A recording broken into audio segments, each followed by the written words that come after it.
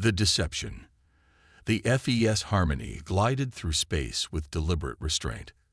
Commander Ilara Reed watched the massive Galactic Council station grow larger on the viewscreen, its crystalline spires and vast docking bays illuminated against the backdrop of stars. The diplomatic vessel's engines hummed at precisely 32% capacity, enough to appear functional but technologically primitive by Council standards. Final approach protocols initiated, announced Lieutenant Marcus Chen from the navigation console.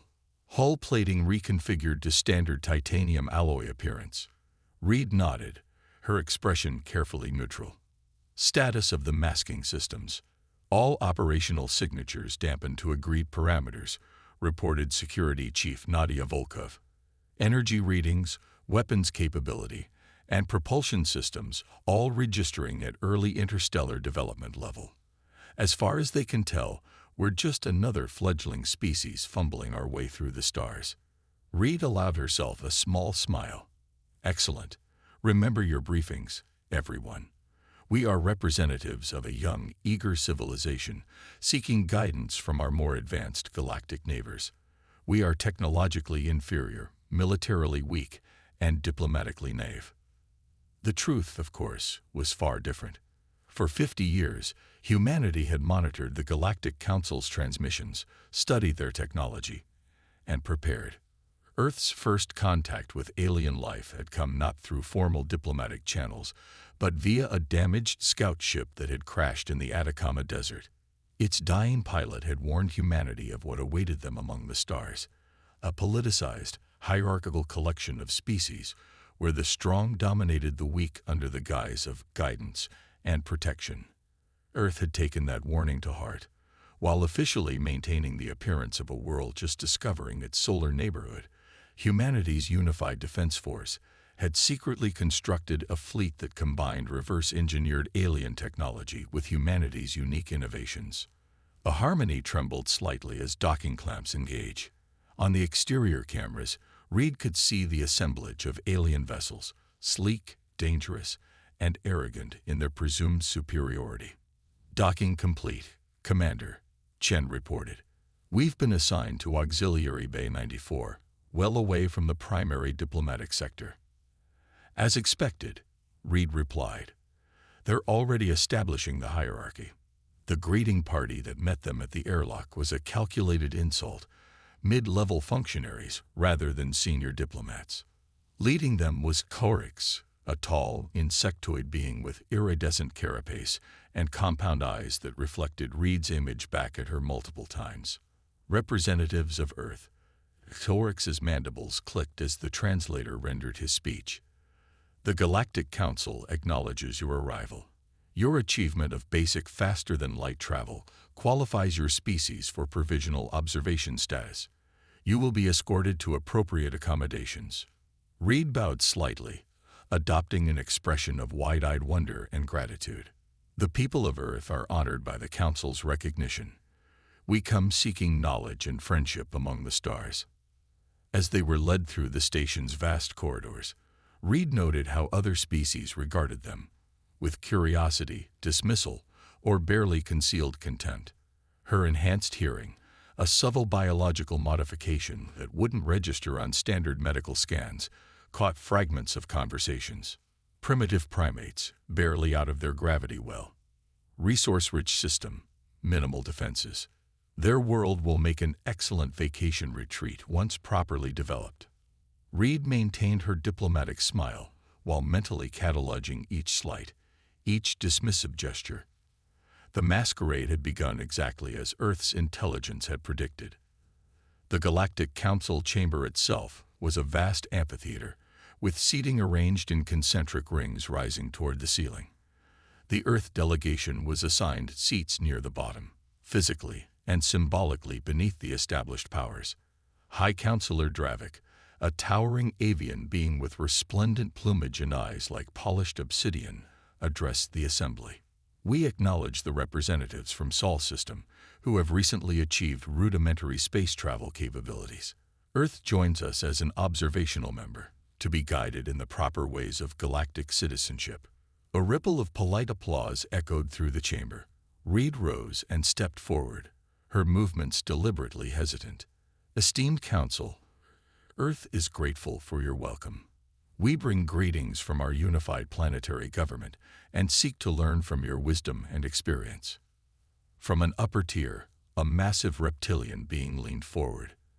Ambassador Krell of the Draconian Imperium, Reed recognized from her briefings, a militaristic species known for absorbing weaker civilizations. Tell us, human. Krell's voice rumbled through the chamber. What does Earth bring to the Council? What resources, technologies, or strategic value does your system offer?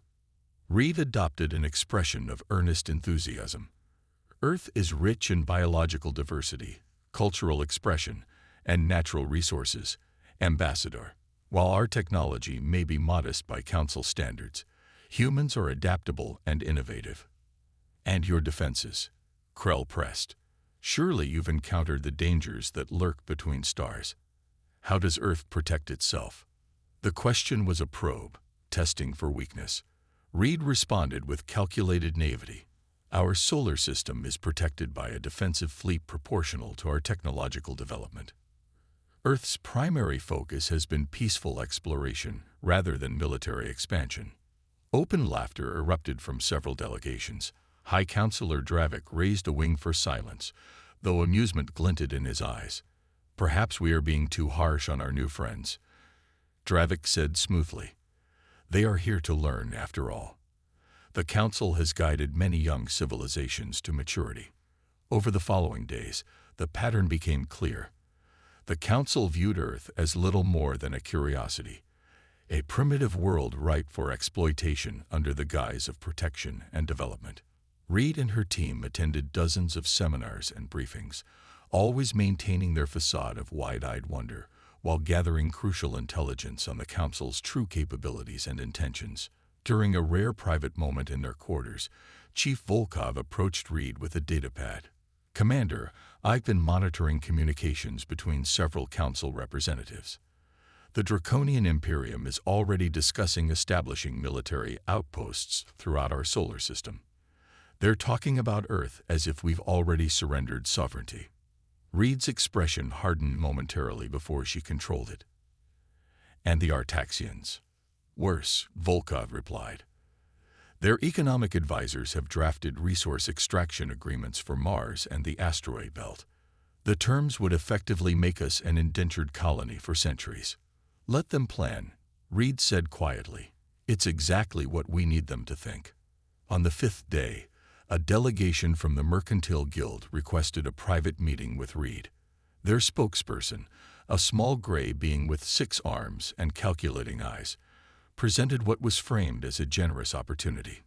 The Guild has reviewed Earth's developmental status and potential, the alien explained.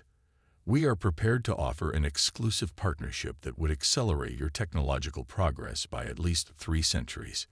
In exchange, we require merely exclusive extraction rights to your system's resources and 90% of all manufactured goods for the next 500 years.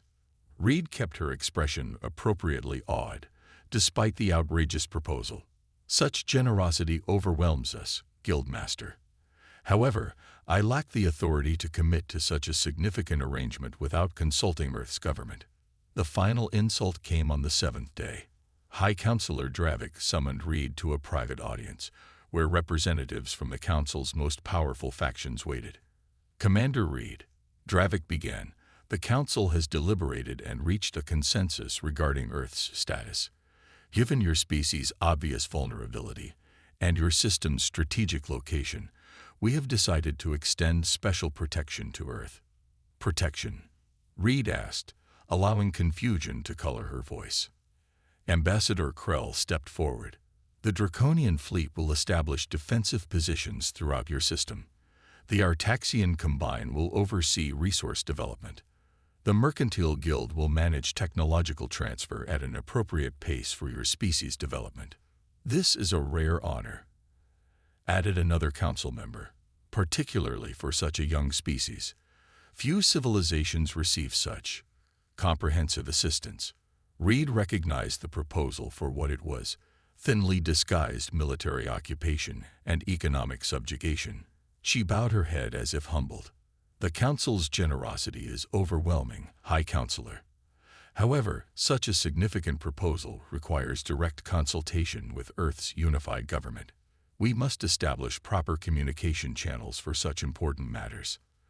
Annoyance flashed briefly across Dravik's features before his diplomatic mask returned. Of course, Commander. However, I must emphasize the importance of accepting our protection promptly. The galaxy can be most unforgiving to those who stand alone. As the Harmony prepared to depart 2 days later, Reed gathered her team for a final briefing in their secure communications room. The situation is precisely as intelligence predicted, she said. The Council views Earth as technologically primitive and militarily negligible. They expect us to return with grateful acceptance of their protection proposal. They're already positioning assets, Chen reported. Long-range sensors have detected Draconian scouts at the edge of our system, mapping approach vectors. Reed's eyes hardened. Good. Let them come. Phase 1 is complete. Transmit the authorization code to Fleet Command. Operation Revealing Hand is now active. As the Harmony disengaged from the Council station with a deliberate display of awkward maneuvering, the crew maintained their facade. But deep within the vessel, quantum communications transmitted the full intelligence assessment to Earth, along with Reed's recommendation. The time for deception was ending. Let the galaxy learn what humanity was truly capable of. The revelation. 3 weeks after the Harmony's return to Earth, the Galactic Council received disturbing reports from the Andromeda Rim. The Vex Horde, a nomadic predator species long contained the outer reaches, had broken through the Council's defensive perimeter and attacked the Lysithian colony world of Harmony Prime. The peaceful Lysithians, specialists in art and philosophy rather than warfare, faced annihilation. The Council's emergency session was broadcast across all official channels, a display of unity and purpose intended to reassure member worlds. Commander Ilara Reed and her team watched the transmission from the Strategic Operations Center beneath the Olympus Mons Military Academy on Mars. The Council extends its deepest concern for our Lysithian brothers and sisters, High Counselor Dravik announced from the central podium. A joint defense fleet is being assembled to respond to this unprovoked aggression. We call upon all member worlds to contribute to this humanitarian effort. Reed noted how carefully Dravik avoided mentioning that the Council's vaunted defense fleet had been breached with apparent ease, or that their response would take at least 2 weeks to organize, likely too late for the Lysithians. Interesting that they broadcast their military weakness so openly, observed Chief Volkov. They're practically advertising their response time and coordination problems. Reed nodded. And now they'll contact us with an opportunity to demonstrate our commitment to galactic peace. Within hours, her prediction proved accurate.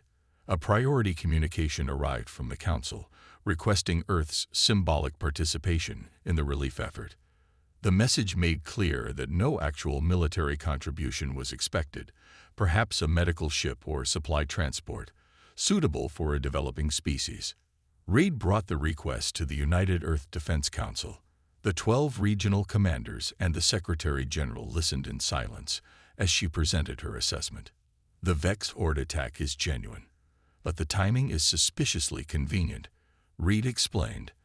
Our intelligence suggests the Draconians deliberately reduced patrols in that sector, allowing the incursion. They're using this crisis to accelerate their protection agenda while demonstrating the consequences of refusing Council guidance. Secretary-General Okafor leaned forward. And your recommendation, Commander? Reed's expression was resolute.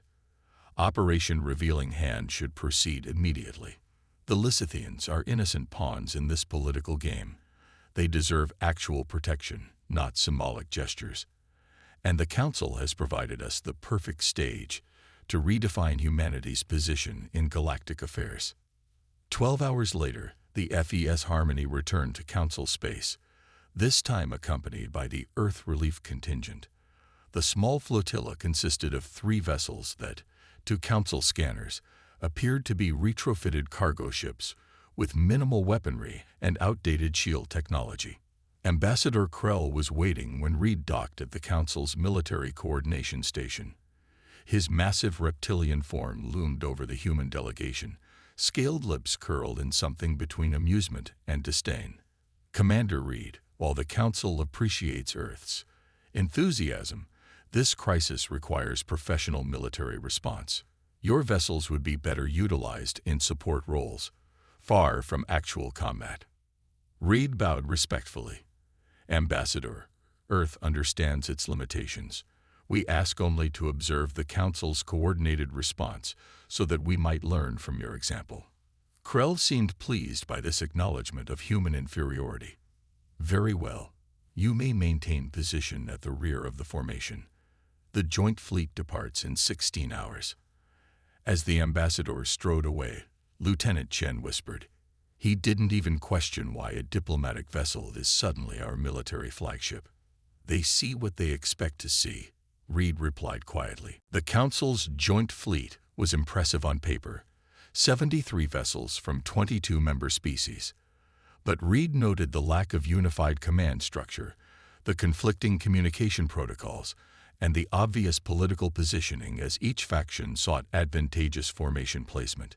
When the fleet finally emerged from faster-than-light travel near Harmony Prime, the situation was worse than reported. The Vex Horde had already established ground forces across the planet's southern continent. Their brutal ships, organic-looking and covered with barbed protrusions, swarmed around the colony's orbital facilities. The Council fleet's commander, a draconian admiral, ordered immediate engagement while simultaneously relegating the Earth vessels to an observation position 6 light minutes from the battlefield, too distant to participate, but close enough to witness the Council's supposed military prowess. Reed watched the unfolding battle with clinical detachment. The Council forces, despite their numerical advantage, fought as individual units rather than a coordinated force. The Vex Horde, though technologically inferior, exploited the gaps in the disjointed defense. "Council forces are taking heavy losses," reported Chen from the tactical station. "Their command and control is falling apart. The Draconians and Artaxians are arguing over who has tactical priority." Reed straightened her uniform and faced her bridge crew. "The charade ends now. Transmit authentication code Prometheus. All ships, disengage masking systems, and proceed to combat deployment pattern Delta." Throughout the small Earth flotilla, metamaterials rippled and shifted as the vessels revealed their true nature. The retrofitted cargo ships shimmered and transformed, advanced hull configurations emerging from beneath the camouflage. Hidden weapon ports opened along previously smooth surfaces. Propulsion systems flared with unexpected power. On the Harmony, Reed opened a channel to the Council fleet. "This is Commander Ilara Reed of the Earth Defense Force. We are moving to engage the Vex Horde.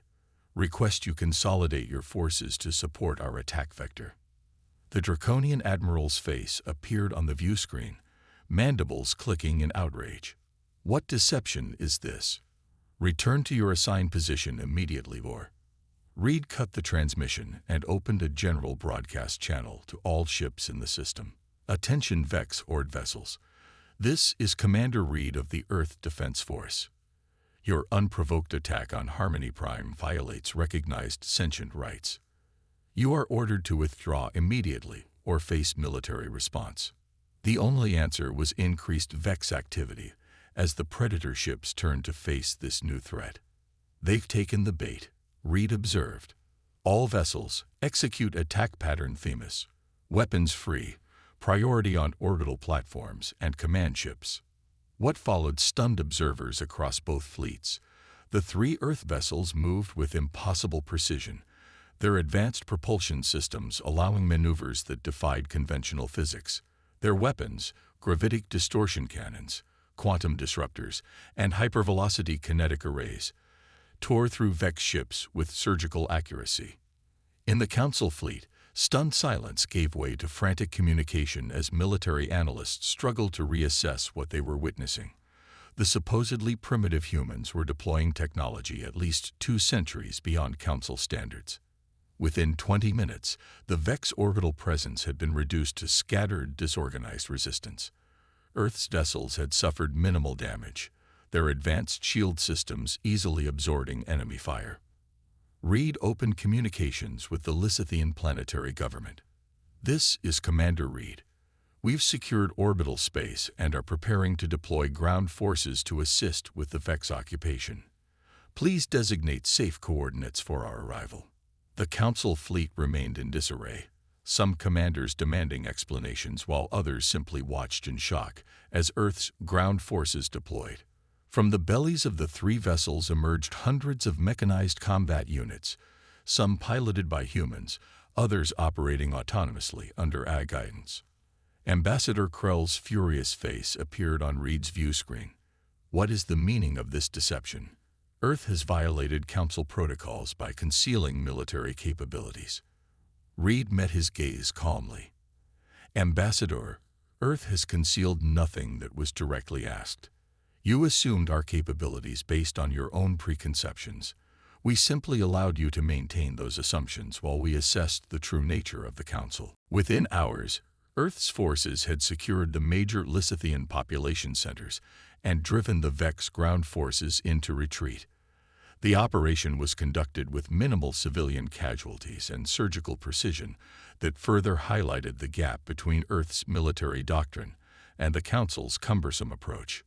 2 days later, an emergency council session was convened. The chamber that had once dismissed Earth as a curiosity now buzzed with tension as Commander Reed took the central podium, a position reserved for full council members. "Esteemed representatives," Reed began, her voice carrying easily through the vast space. "Recent events have necessitated a reassessment of Earth's position within the galactic community. For too long, the Council has operated on a principle of strong dominating weak under the guise of protection and guidance." Murmurs rippled through the assembly as Reed continued. "Earth's apparent technological limitations were a deliberate choice, a period of observation to determine whether the Council represented a community of equals or a hierarchy of exploitation. We regret that our findings indicated the latter."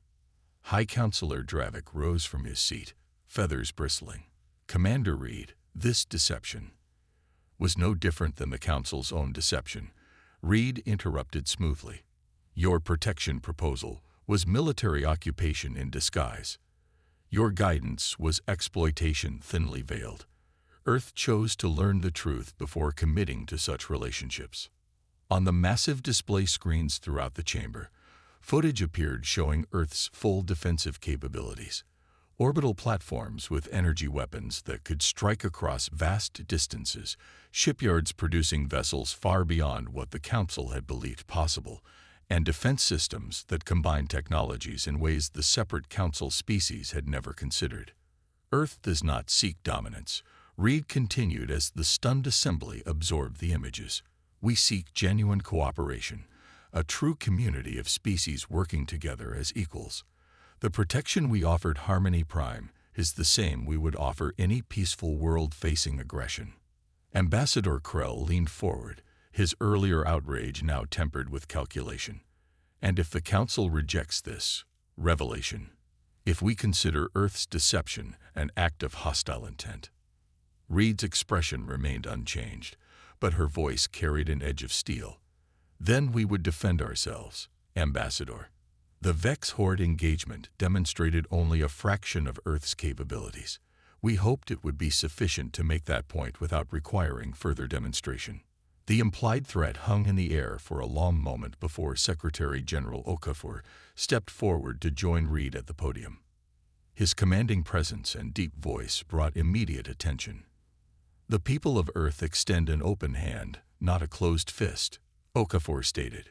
"We propose a restructuring of the Council, one based on mutual respect rather than technological or military dominance, one where protection means genuine security, not subjugation." In the days that followed, the galaxy's balance of power shifted dramatically. Several mid-tier civilizations that had chafed under Council dominance quickly aligned with Earth, seeing an opportunity for a more equitable arrangement. The major powers, including the Draconian Imperium and Artaxian combine, initially threatened military response, but quickly reassessed when Earth unveiled further defensive capabilities. 3 months later, the reformed Galactic Council convened its first session. The concentric rings had been replaced by a circular arrangement where all members sat at equal height. High Counselor Dravik had been replaced by a rotating leadership council with representatives from 5 different species, including humanity. As Commander Reed took her seat beside Secretary General Okafor, she allowed herself a moment of satisfaction. The deception was over. The revelation had achieved its purpose. Humanity had earned its place among the stars not through conquest or submission, but by understanding when to appear weak and when to demonstrate strength. The galaxy would never underestimate Earth again.